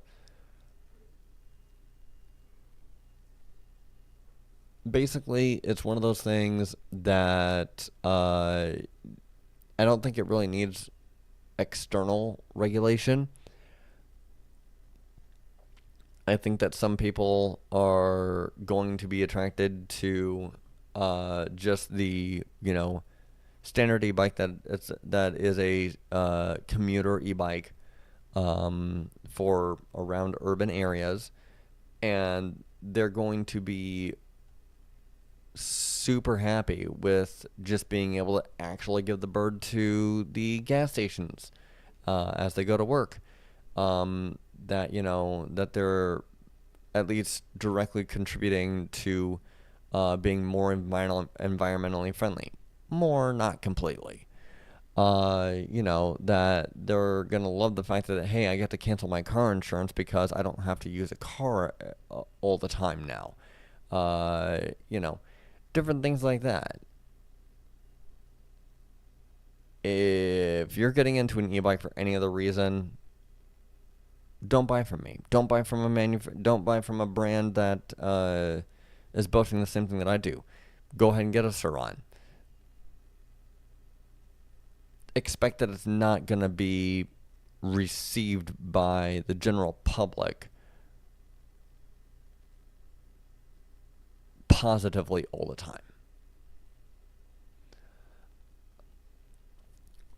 While little was shared about those regulations, what those regulations might look like, we suspect those regulations will look similar to recent legislation action in New York City. That means manufacturers will need some level of certification for motors and batteries. Well, hubs and batteries, and there already is. There already is. It's called it was mentioned up here. Where'd it go? Yeah. Class 1, 2, or 3 systems. To my best understanding, where I come from, whenever I say, it is federally street legal without needing license, registration, or insurance, that's the class 1, 2, or 3 of, it's either 20 or 20, 20 some odd miles an hour, with throttle only, is class 1, and that's 750 watts. Class 2, and that is up to 750 watts. Class 2, I believe, is pedal assist, and no, class 1 is pedal assist only. That allows electric propulsion up to 20 miles an hour. Class 2 is throttle. It is throttle only with electric propulsion. It's throttle only, but allows for electric propulsion up to 30 miles an hour. And then class 3 is electric or pedal, up to 30 miles an hour. And last I knew, that was what the standard is, because that law is at a federal level. These class 1, 2, or 3 system, that is at a federal level. That's not a state level. That's not even a city level. That is a federal level. And at that point, then it's up to manufacturers to be transparent about it. And if they're not transparent about what class of e-bike they're selling, don't buy from that brand, because at the end of the day, they can sell whatever the hell they want to. At the end of the day, it's actually on the consumer end to make sure that, hey, you're getting what you actually want, and not a whole bunch of other stuff that you don't want. My grandma before she died, she bought she was in the market for a Lincoln, and she had two qualifications to it. A, it had to be red, and B, it had to be within a certain price bracket. I don't remember what the price bracket was, but she wanted it at least fairly new, and she got it. She got exactly what she wanted. The problem is that she wound up buying a sports package Lincoln. This thing had some serious horsepower to it. I would know. I drove it from frickin' Fort Wayne up to their lake house, and as soon as my mom handed me the keys, she just straight up looked at me dead in the eye and said, "Respect the power." I'm like, "Mom, I've got this." Oh my God, that thing went. Oh my God, that thing had some power to it, and she did warn me, so I knew to expect some power, but woo, wow, okay, yeah. So I mean, that's one of those things where,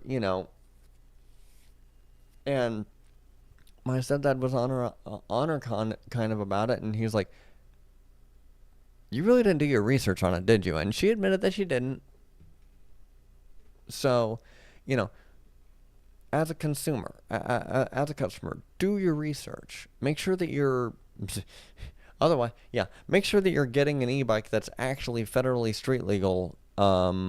Otherwise, you're going to have a really interesting time, because an e-bike that's not street legal, you're probably not going to be able to get license. You probably wouldn't even be able to get license, registration, or insurance for it because these e-bikes don't come with VINs. A lot of them still just come from nameless, faceless factories. They're not being toted by a brand like Rad Power is, or like Super 73 is, or anything like that, or me whenever I get this up and going. You know, oops. They're not being, a lot of them just are not being vetted very well. Bottom line, if you come across an e-bike and it looks really good, make sure what their social media is, make sure what their content is and everything like that. That'll tell you right then and there on the spot, usually, if they're just a middleman in it to make fast cash, or if they're an actually legitimate brand that is focused on actually growing. So just throwing that out there. At any rate, regardless of where you stand on, local laws will tighten up, unfortunately. Bicycle retailer reports the CPSC will consider regulating e-bikes to some degree. While little was shared about what those regulations might look like, we suspect those regulations will look similar to recent legislation actions in New York City. That means manufacturers will need some level. Okay, yeah, I already read that. There's the report. Here's the report on any regulatory proposal likely won't come before 2025 at the earliest.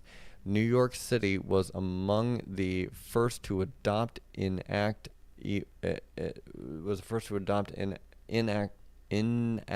e-bike centric laws.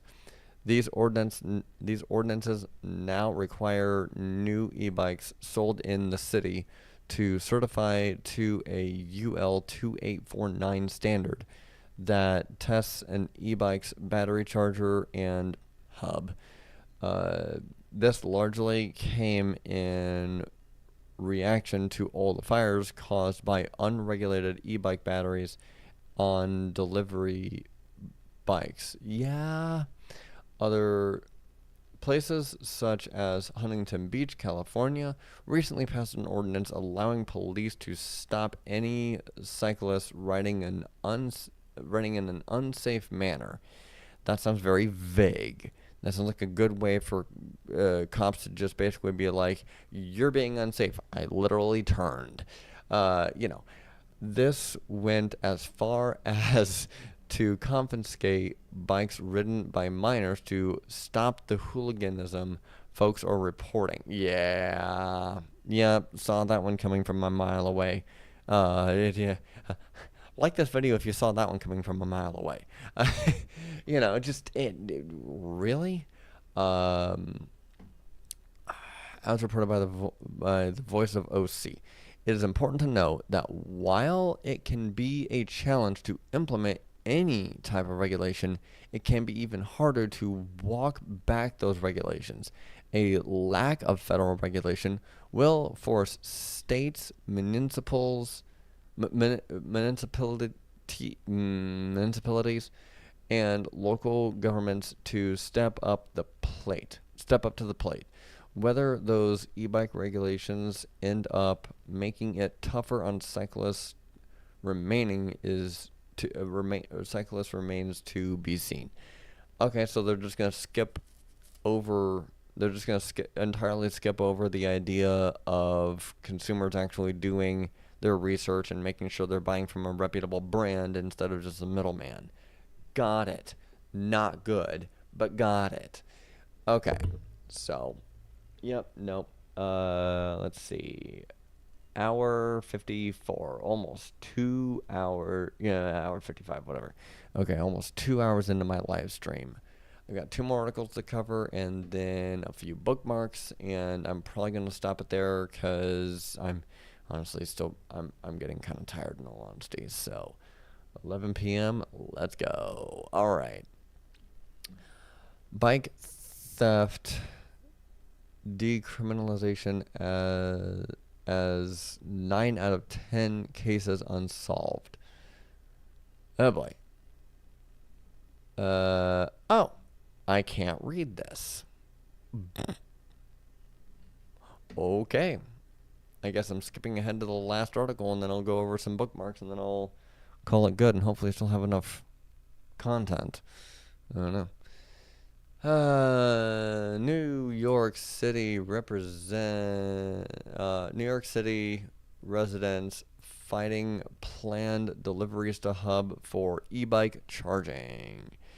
Upper West Siders are fighting a preposterous city plan to uninstall an e-bike charging station for delivery workers in an already chaotic intersection.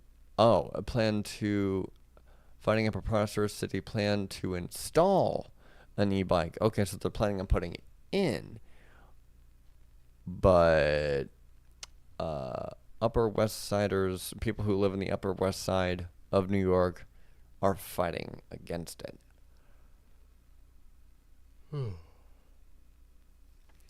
City plan. Okay, the Deliverista hub is planned for the public plaza between Broadway, West 71st, and 72nd Streets. Okay. And would include a spot for workers to rest and charge the batteries of their e-bikes. Makes sense to me. Opponents of the proposed site say the 3 entry points to the plaza are already packed with cars. Really? Really?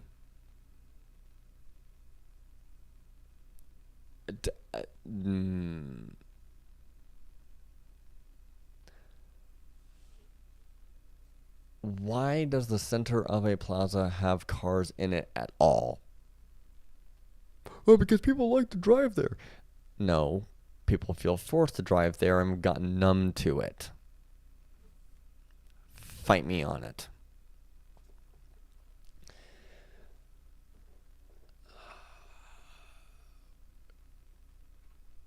Opponents of the proposed site say the 3 entry points to the plaza are already packed with cars, subway commuters, and cyclists. The lithium batteries for drivers' e-bikes pose the risk of fires. Only if they're getting e-bikes that have batteries that are not that have not been tested for safety standards. Which the city fire department has also warned the public against. Yeah, way too vaguely, might I add. You don't need a PhD in architecture or urban planning to see in one moment that this would be very, very dangerous. We just can't understand it.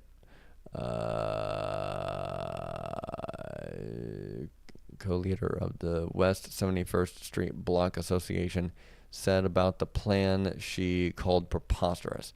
The hub is part of the pilot program included in October 2022 by Mayor Adams, Senator Chuck Schumer, which seeks to repurpose empty newsstands into charging the rest stations for the city's glowing delivery driver population. The Broadway hub would be the first of its kind in the Big Apple.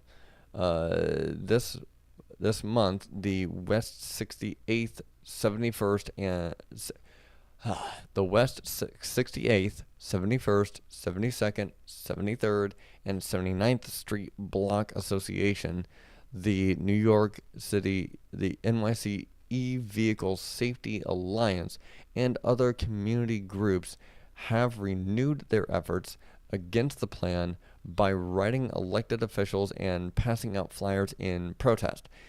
This complex, dangerous, and overcrowded intersection is not suited for the hub and will endanger pedestrians, cyclists, subway riders. It's overcrowded and dangerous because of all the goddamn drivers that there are. Like, can nobody actually see this? The reason why it's so overcrowded is because you've got one driver per 8-person vehicle or 5-person vehicle or whatever the case is like that. Obviously, you're going to run out of room faster the more vehicles that you just try to shove through. I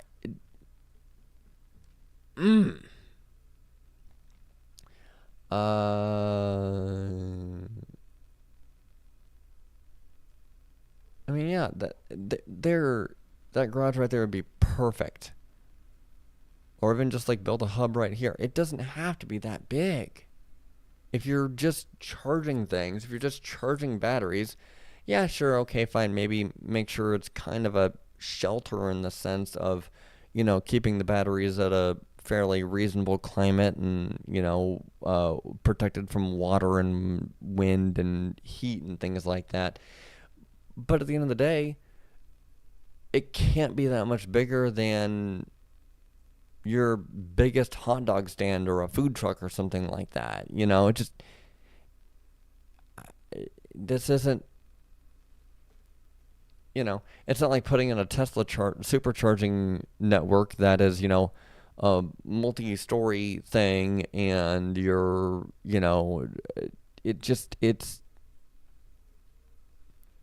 it's for charging e-bikes. It's for charging small batteries.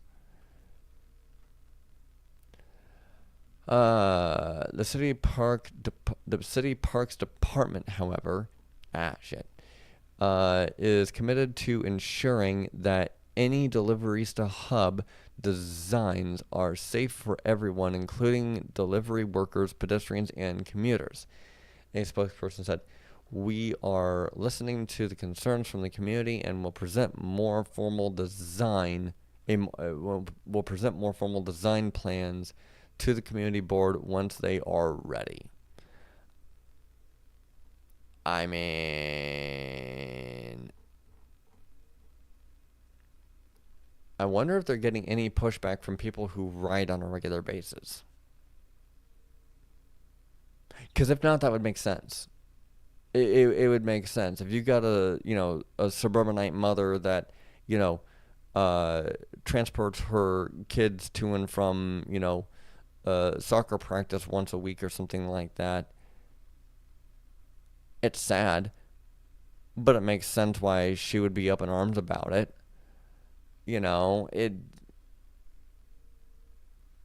People are going to bitch and moan and complain and cry about change until it happens and they just get used to it. Or they actually do wind up moving out, in which case other people that like the change move in.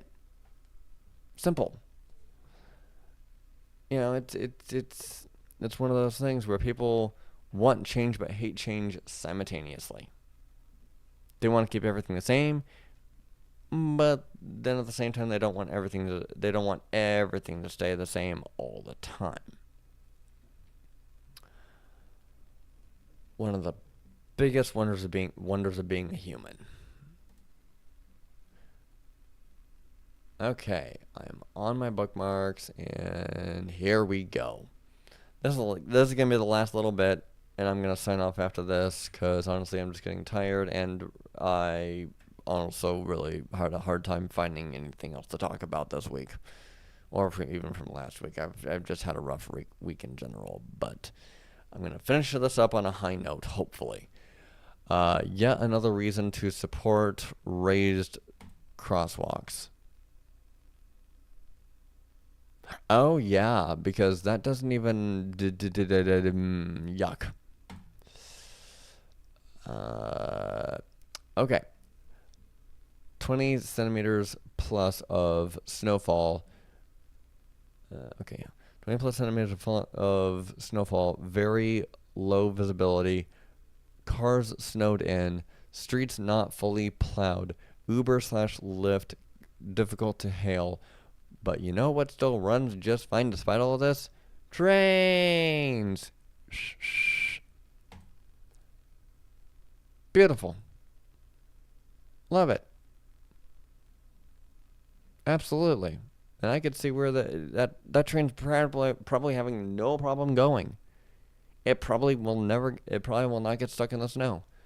Wow, a hit tweet. Yeah, sure, absolutely, 100%.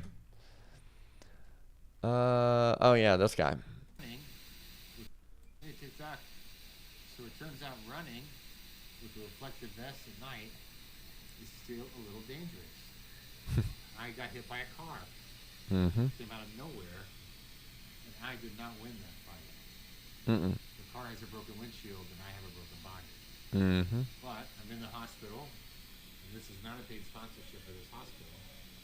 But if you want a sponsorship for one of your products, please reach out to me. Preferably one that I could use right now. Yeah. That's again, that's one of those things where, you know, you can only be as safe as you can be on the street whenever you're having to deal with 2-ton tanks. And before you come at me and saying, well, the streets were made for drivers. No, the streets were bulldozed for drivers. They were originally actually made for people. And now they've been bulldozed for drivers. We need to go back to having streets for people again, not just drivers. Exhibit A. We simply don't have the resources to clear transit, bike, and walking infrastructure in a timely manner. Maybe that's because you got plow behind a plow behind a plow behind a plow behind a plow behind a plow behind a plow behind a plow behind a plow behind a plow next to, well, okay, that's a semi-truck. How many goddamn plows do you have to have ass to nose in a, I'm going to say that is a 4-lane highway? Unfreaking believable. I can't believe it, actually. Sadly. Temporary bike lanes during construction. Hey man, I had another 50-hour week. Gonna get some sleep now, so catch you later on the next live stream. Absolutely. Temporary bike lanes during construction. This is why advocacy matters even when it seems hopeless. Yeah, 'cause that's me. My ass ain't even that skinny. Okay, it actually is. But still, that is like half width bike lane. That is half width bike lane, and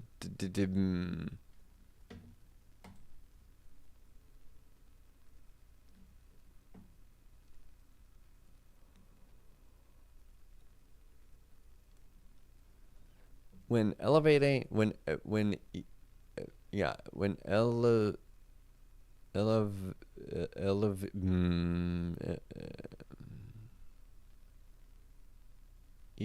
when evaluating infrastructure design, rather than ask why would anyone walk or cycle here, ask why would someone not want to walk or cycle here. Don't simply make walking and cycling possible, make it safe, separated, and enjoyable. 100,000%. This is good infrastructure. This is the type of infrastructure that America needs more of. America and Canada needs more of desperately. Let's see. Okay, no volume, just basically a hyperlapse. I find these very satisfying to watch, especially the smoother that they are. And if you can get a camera that's a really nice camera, GoPros do okay. You can see things, obviously, but I personally would prefer to strap like a super much nicer. Being a videographer, of course, I would prefer a nicer camera regardless. But I love how buttery smooth these time lapses are like this, especially being on a bike. So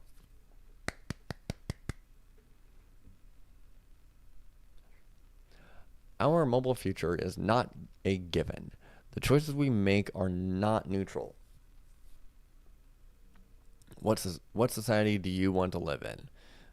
Would you should we serve isolated, egotistical individuals, Elon Musk, or stimulate connected and shared experiences, bike/train systems? Okay, time out. I will admit to being a fan of a lot of what Elon Musk has done. Teslas are a very impressive piece of technology. They really are. And in all honesty, I hope to be able to drive one day, or a Lucid, or a Rivian, or any other kind of fully electric vehicle for longer commuting, longer road trips, and well, not commuting, but longer road trips, basically. Jumping city to city or state to state. So I see where they're going with this. I personally think it's a little harsh to call him an uh, isolated, egotistical individual. Given the fact that the man has enough money to literally live the rest of his life in peace on some beach and just basically die of alcohol poisoning as the happiest man in the world with a bunch of strippers around him, and he chose not to. He blatantly just chose not to. One could argue that, okay, fine, it really has more to do with I, I guess it's a form of autism that his brain just doesn't want him to stop working, and so he doesn't. Um, and again, I go back to he's done the impossible. It's impossible to make an electric car that the average person would want and can buy, except they did, for the most part. It's impossible to build reusable rockets, except they did. It's impossible to, it's impossible to do almost anything that he's done. So I do think it's a little harsh to call him egotistical and isolated, but at the same time, I also see where they're coming from, because not very many people are going to understand how somebody functions at that level, what they think of at that level, and everything like that. Now, in the context of exactly what this video looks like, I will agree with this post on the context of this alone, being that it's he's using Tesla to feed into the idea that you need a car for everything every day.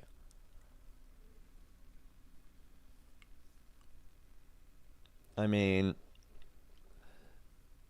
but to be fair, he's not the one that got us there. I would argue that's Ford, Chrysler, and GM.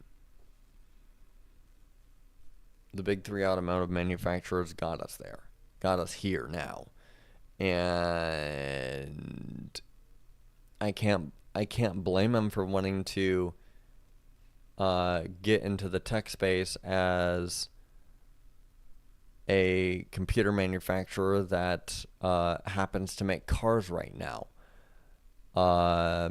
And that's one of those things where I'm like, okay, I get what he's doing. I understand what he's doing on a fundamental level, as far as, he's using Tesla as a technology manufacturer that happens to be making cars right now, and he's also using that to create OpenAI software, because the cars need AI to be able to be full self-driving eventually. And he's using OpenAI then to create Neuralink along with SpaceX, and eventually be able to hopefully make the human species multiplanetary, which I, I get it in the sense of, well, why the hell not? You know, uh, according to a lot of sci-fi movies, we should have already been, and we're just not, and we're like, why? Oh, what? That's why nobody's actually done it yet. Nobody's been crazy enough to even try. Well, he is. So, some people think Tesla's in tunnels are the future of urban mobility. We think they misdirect attention and resources from simple solutions already proven to address congestion, safety, and inequality. Problems caused by cars that won't be fixed by cars. Yeah.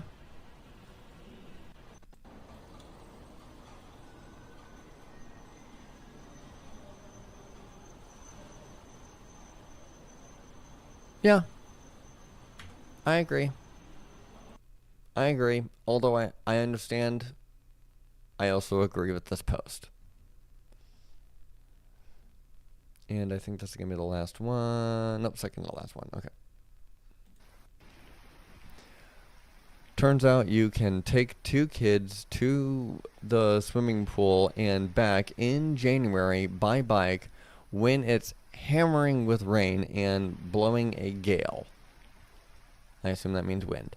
Yeah, 100% possible. 100% doable. It's really not that ridiculous. And yep, last one. Bike Twitter. If you have even the slightest desire to bike in the winter, there's a gang of us in the coldest corners of the earth that will cure your woes. No part of me is cold, but pure joy and open trails out there, and open trails out there. Right gear, right attitude. That is so true. That last part, especially, right gear, right attitude. That part is so true. Here's the thing: is that I I get a lot of questions. The number one question I get the most is, "You bike all year round? What do you do in the winter?" And often I just say, I put on a coat, I put on snow boots, I put on snow pants, I put on gloves. And I usually get met with some sort of a chuckle or even a full-on laugh or whatever the case is like that. Like, half of that response is a realization of what they were asking and what I'm saying. The other half of it is, I'm still insane for doing it. Okay. It freaking works. You want to know what's more insane? The fluctuation of gas prices. The fact that your insurance can go up at any time just because they feel like it. The fact that, again, you feel the need to jump in your 2-ton tank just to go down the street and around the corner to grab a half gallon of milk. I could go on, but and, I'm just gonna wind up repeating myself over and over again at this point. I feel in a lot of ways I'm a broken record. That's why it is that I'm not just on here saying the same exact shit every single day, every single night. I want to find different articles to talk about that hopefully give me some updates as to the actual what the industry as a whole is doing as far as electric bikes and scooters and skateboards are concerned. So, yeah, this person right here absolutely has the right mindset. We share a mindset without even knowing each other. you know.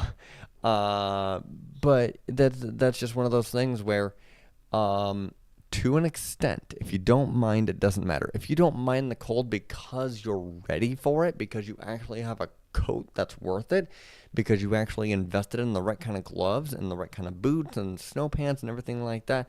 I mean, hell, this person's wearing full-blown ski goggles and a full-blown face mask and everything like that. yeah, I did that. And let me tell you something. Whenever I was getting it on, I felt ridiculous. I felt like it was a little bit extreme. And then I got into the actual winter weather with snow all over the ground and still coming down. It was coming halfway up to my knees, and it wasn't a snowstorm necessarily. Uh, it wasn't anything that was bad enough to really keep me indoors.